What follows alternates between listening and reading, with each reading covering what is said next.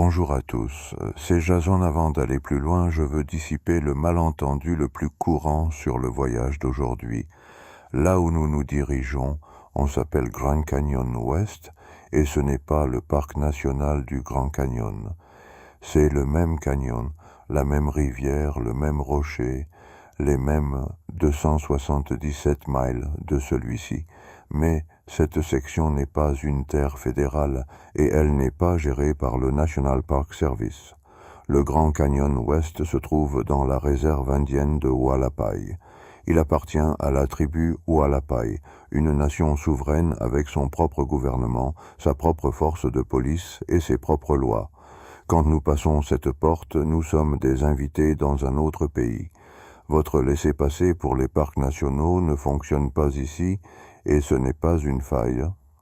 C'est parce que cette terre n'a jamais été prise pour faire un parc.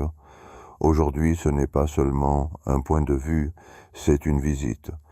Je vais vous expliquer ce que cela signifie au fur et à mesure. Regardez par la fenêtre pendant 1 minute, parce que cette route vous raconte une histoire si vous savez quoi chercher. Ces arbres hérissés et hirsutes avec les bras qui dépassent à des angles étranges, ce sont des arbres Joshua, et nous traversons l'une des plus grandes forêts d'arbres Joshua. Voici le truc. Ce ne sont pas du tout des arbres. C'est une espèce de yucca, techniquement un membre de la famille des lys, un lys géant, au milieu d'un désert. Ils grandissent d'environ 1/2 pouce par an, donc un grand là-bas a probablement 200 ou 300 ans. Les arbres Joshua ne poussent que dans le désert de Mojave, et c'est en fait votre idée de l'endroit où nous sommes. Nous avons commencé ce matin dans le Mojave, et alors que nous montons vers le bord, nous traversons un pays plus haut et plus frais. Au moment où nous atteindrons le canyon, nous serons à environ 4700 pieds, à environ 1 mile au-dessus du niveau de la mer. Attendez-vous à ce qu'il soit nettement plus frais et plus venteux là-haut qu'il ne l'était à l'hôtel, et l'air est assez sec pour que vous vous déshydratiez sans avoir soif. C'est pourquoi je vais vous harceler à propos de l'eau toute la journée. Laissez-moi vous parler des gens dont c'est la terre. Hualapai signifie « peuple des grands pins ». C'est un peuple de langue Yuman qui vit le long de ce tronçon du fleuve Colorado depuis des siècles. La chasse, la cueillette, l'élevage de petites parcelles et la circulation avec les saisons entre le pays des pins et le canyon. Leur réserve est d'environ 1 million d'acres, à peu près la taille de Rhode Island, et elle s'étend sur environ 108 miles le long du côté sud du fleuve Colorado. La capitale tribale est une petite ville appelée Peach Springs, située sur l'ancienne route 66. Il y a environ 2000 membres inscrits. Le 19e siècle a été brutal ici, comme il l'était presque partout en Occident. Il y eut un conflit armé avec l'armée américaine et, en 1874, les Hualapai furent conduits de force dans une réserve sur les terres du fleuve Colorado, dans un climat complètement différent où beaucoup moururent de maladie. Les survivants sont rentrés seuls. La réserve telle qu'elle existe aujourd'hui a été mise de côté en 1883. Voici pourquoi cette histoire nous importe ce matin. Les Hualapai possèdent environ 1 million d'acres de terre, et presque aucune d'entre elles ne peut faire pousser quoi que ce soit ou soutenir l'industrie. La question à laquelle la tribu était confrontée était donc « Qu'avons-nous réellement ?» Et la réponse a été « Nous avons l'une des grandes merveilles du monde naturel dans notre jardin.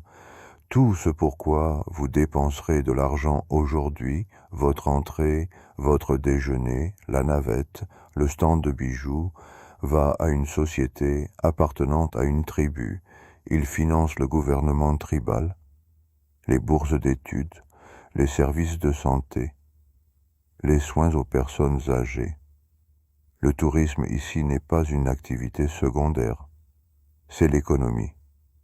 Donc quand vous achetez un bijou chez un vendeur à Guano Point, vous n'êtes pas en vente, Vous faites exactement ce pourquoi cet endroit a été conçu. Maintenant, apprenons les faits de base et les chiffres sur le Grand Canyon Ouest. Les chiffres d'abord. Le Grand Canyon fait 277 miles de long jusqu'à 18 miles de large et environ 1 mile de profondeur. Au moment où nous visitons, la chute du bord vers le fleuve Colorado est d'environ 4000 pieds. Pour référence, c'est environ 3 Empire State Buildings empilés les uns sur les autres, tout droit vers le bas. Comment cela s'est-il passé? Deux choses devaient se produire en même temps. Tout d'abord, toute cette région, le plateau du Colorado, a été soulevée à des milliers de pieds et remarquablement, elle est montée presque à plat au lieu de flamber. Deuxièmement, le fleuve Colorado continuait à le traverser vers le bas. La rivière a tenu son cours et la terre s'est élevée dans la lame. La plupart de ces travaux ont eu lieu au cours des 5 à 6 derniers millions d'années, ce qui, en termes géologiques, est très récent.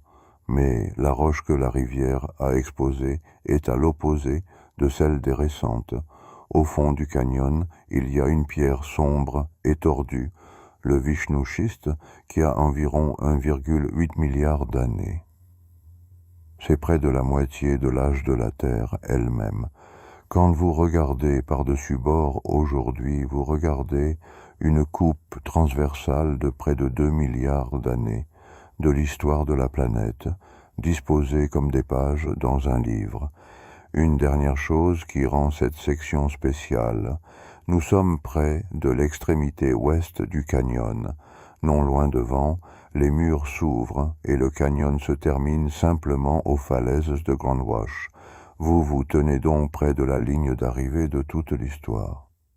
Les véhicules privés ne peuvent pas se rendre au point de vue. Nous nous garerons donc au centre d'accueil et tout le monde se déplacera en navette gratuite. Il fonctionne en continu, alors prenez votre temps.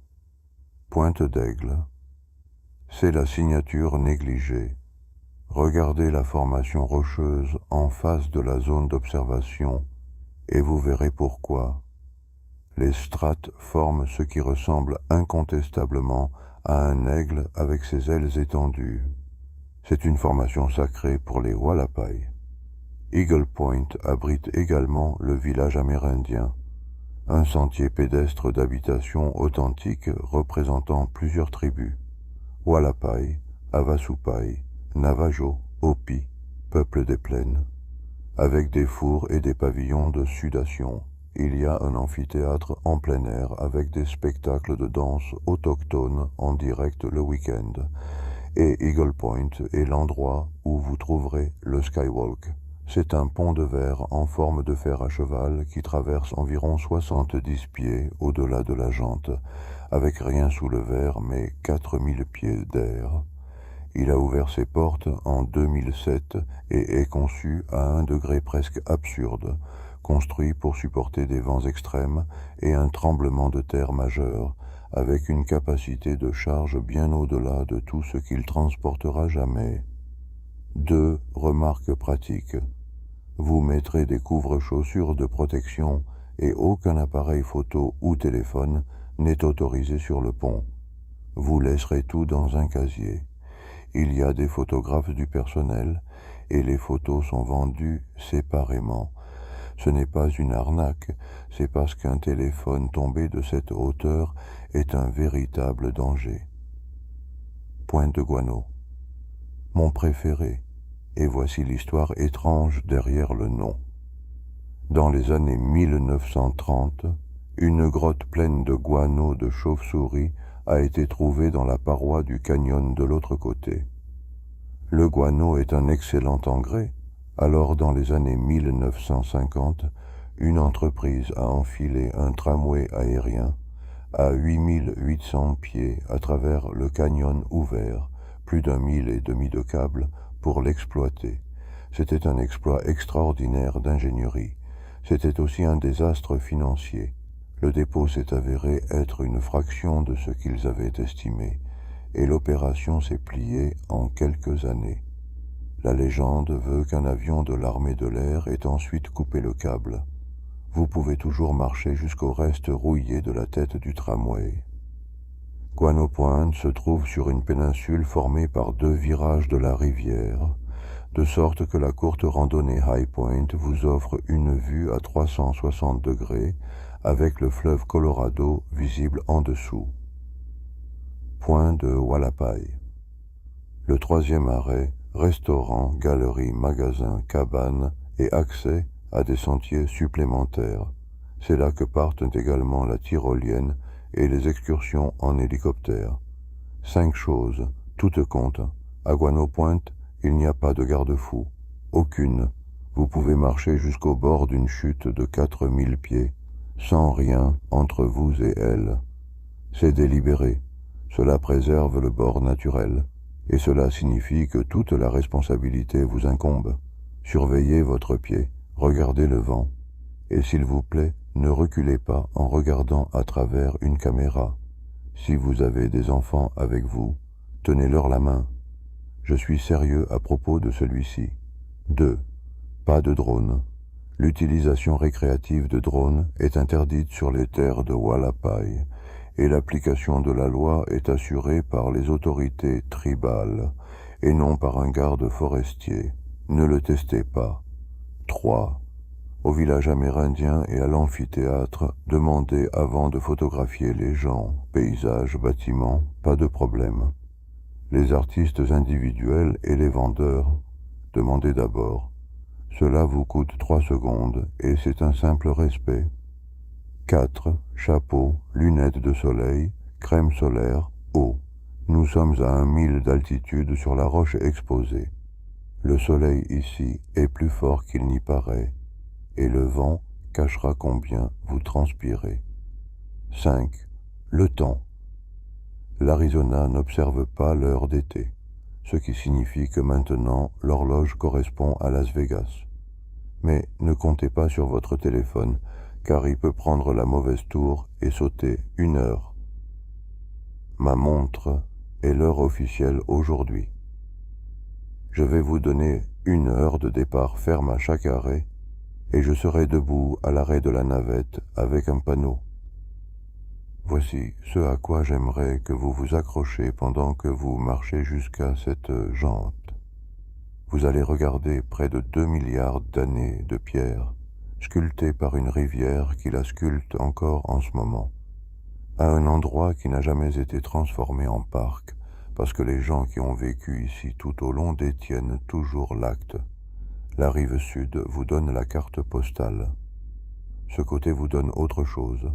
Le bord sans clôture, l'histoire directement des gens à qui il appartient, et un canyon qui est en quelque sorte plus écrasant précisément parce que si peu a été construit entre vous et lui. Prenez quelques minutes avant de prendre une photo. Je promets que l'image sera meilleure pour ça. Encore une fois, c'est Jason Alonso nous amuser un peu